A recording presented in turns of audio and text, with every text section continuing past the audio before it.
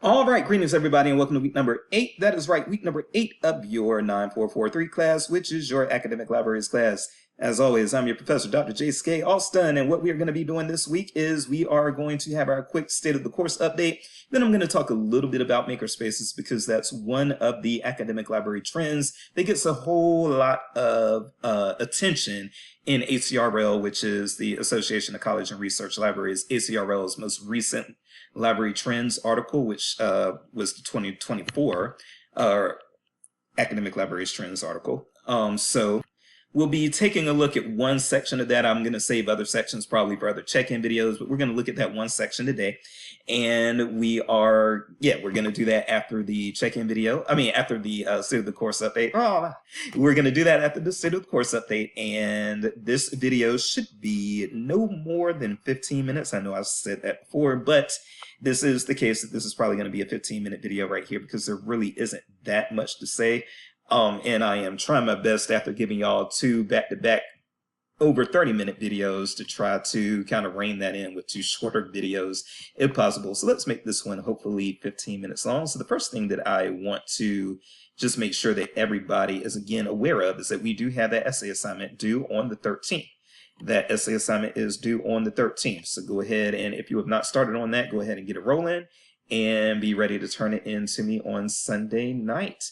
Aside from that, also, I do need to let you all know that next week we will not have a check-in video. We are going to have a sync session on Tuesday, October 15th, and we will be visited by a panel of community college librarians, including Brady Cross, Michael Crumpton, and Sabrina Dick.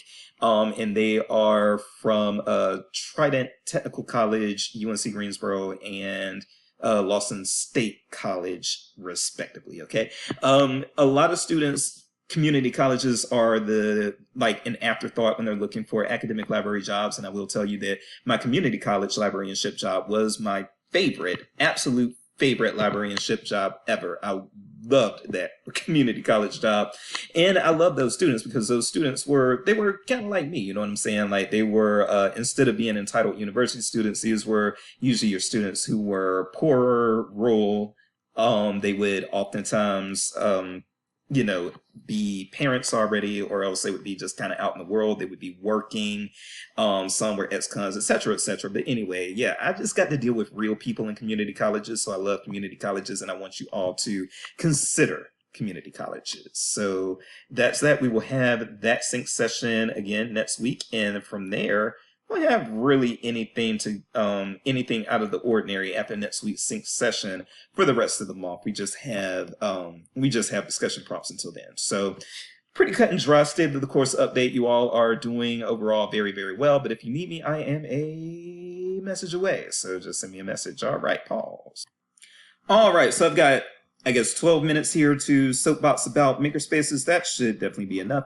All right, so again, this is the trend document from the 2024 Top Trends in Academic Libraries from the Association of College and Research Libraries, or ACRL. Again, I will probably come back to some of these other things for future check-in videos, but let's not make this one too long. Let's just deal with one thing today, and that's going to be the makerspaces. So, makerspaces. This is something that I want you all to know.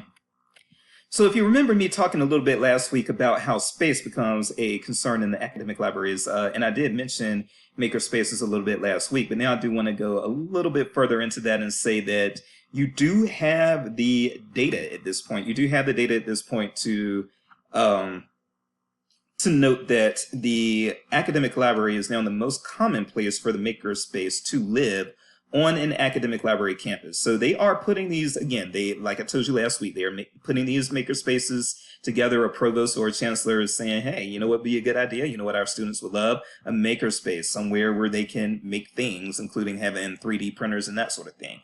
So you have a lot of provosts and chancellors who want to increase student engagement and increase the various features that you have on campus for students to enjoy, and makerspaces are definitely one of those things. But campuses are also always very tight for space, and a lot of times when they're adding new centers and stuff like that, they're not able to actually add new buildings. They're having to repurpose space that is already there. And so the library gets picked on a lot in these cases when people are trying to find where they're going to house a makerspace, okay? And so what I want you all to just also remember here is, okay, so you have these campuses and they're putting these makerspaces in the academic library. And again, what they're doing is a twofold problem a lot of times for the library. A, they are taking away library space to make these makerspaces, or to put these makerspaces, install these makerspaces. That's the word I was looking for. They are taking library space in order to do that. And so that space probably wasn't going to be used for collections much longer anyway, because libraries are reducing the amount of space that they dedicate to collections.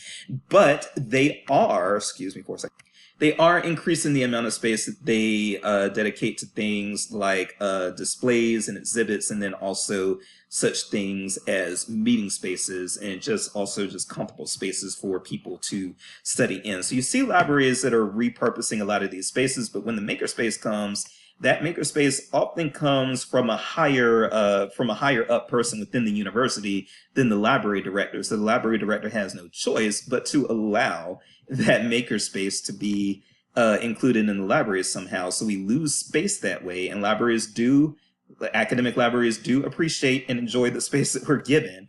So we lose space that way. And then also, as I mentioned last week, a lot of times these makerspaces come, but they do not come with additional staffing lines. And that is a problem, because what you end up doing is a lot of times these makerspaces that get put in libraries, they get staffed by people who are just like circulation or otherwise library workers, and it's not their specialty, and it's not something necessarily that they're interested in. They just got this responsibility hoisted on them, and you know what happens when that happens. There are varying results, but those results are rarely ever as good as when you just flat out hire somebody to actually run the makerspace or run whatever new feature you have going on. So the reason why I mentioned that is because I would like for you all in your advocacy to, if you find yourself having to include a makerspace, like let's say that you become a library director within the next 3 to 5 years, and that is going to be the case with some of you. At least one of you is probably going to be a director at a small academic library within the next 5 years. I know that sounds lofty, but trust me, there's a chance that it's going to happen with one of y'all. Now, when you become the director of that little academic library, and the provost says, hey, you know what would be great? Let's have a makerspace and let's put it in that library. I want your advocacy game to be strong. I want you to gather the data and the sources to say that these makerspaces are often not well staffed because they're just foisted on the libraries without additional staffing lines. And you need to tell the provost or the chancellor or whoever you are talking to that in order for this makerspace to work, you're going to need to give me more employees, or you're going to need to give me a 1 or 2 dedicated employees to run the makerspace, maybe a full and a part-time person to run the makerspace, to know exactly what the technologies are in there and to know how to troubleshoot, fix, blah, blah, blah, all of those technologies. That's the only way that a makerspace, in my opinion, is really effective, is if you have at least 1.5 staff that are dedicated solely to that makerspace and making sure that everything is functioning in there, as well as preventing theft and all of those things. So, and finally, to just kind of bring it on home and wrap it up within the next 3 or 4 minutes. So yes, we'll definitely be under 15 minutes. I actually did it this time. But yes, to wrap it all up, now that I've talked about makerspaces, you probably want to know, okay, what is in a makerspace? So I am going to attach this reading in the announcement. You do not have to actually read this. This will be an optional reading, but this will tell you some of the things that you will find in a makerspace. And it is important to actually look for what is in an academic library makerspace.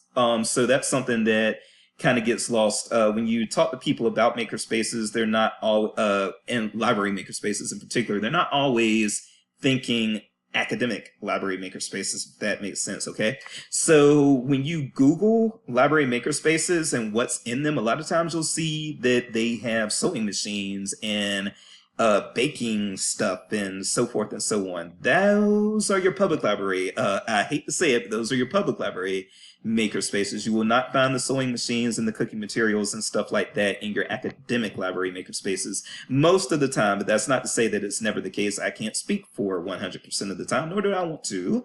But with that said, your academic library makerspaces, and this piece I think is from 2022, so it's not that old. And so the things that you'll find, some of the things that you'll find in makerspaces will include 3D printers, as well as cutting materials so that you can actually cut and shape things that you print out and stuff like that. You will also find recording.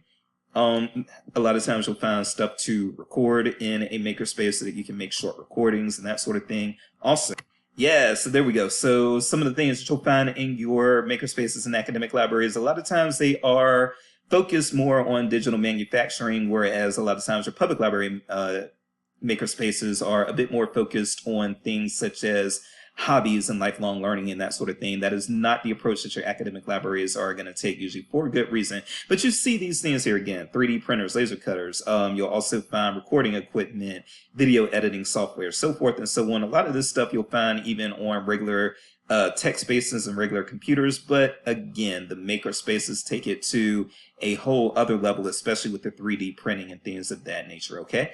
So you can read that piece if you want to and then kind of Google around. But like I said, as you Google around, make sure that you are paying attention to whether or not the piece, because most of these pieces that are talking about library makerspaces are talking about public library makerspaces, and those will have different things from academic library makerspaces, so that does need to be clear. All right, I think that's pretty much it. There's no need for me to drone on any more than this. I'm going to let it go from here.